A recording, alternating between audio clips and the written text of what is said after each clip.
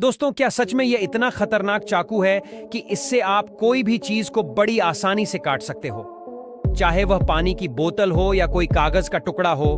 लेकिन इस बंदे को इस वीडियो पर जरा भी यकीन नहीं होता, तब यह भी सेम चाकू को ऑर्डर कर देता है। पार्सल सही सलामत आने के बाद यह उस चाकू की अनबॉक्सिंग करता है और एक पेपर को फोल्ड करके रख देता है और एक पानी की बोतल को रख देता है और उसको नॉर्मल चाकू से काटता है, तो वह नहीं कटता। अब देखना यह है क्या सच में यह चाकू बड़ी आसानी से किसी भी चीज को कट पाएगा, लेकिन उसे देखने से पहले एक तरफ है माँ और दूसरी तरफ है पैसा। आप दोनों में से क्या पसंद करोगे? मेरी तरह माँ को पसंद करने वाले लोग ही इस वीडियो को लाइक करके चैनल को सब्सक्राइब करेंगे। और देखो, इस तरह से वीडियो को लाइक सब्सक्राइब करके रीमिक्स वाले ऑन ऑप्शन पर क्लिक करके यूज दिस साउंड पर टाइप करोगे तो कुछ ऐसा मैजिक होगा।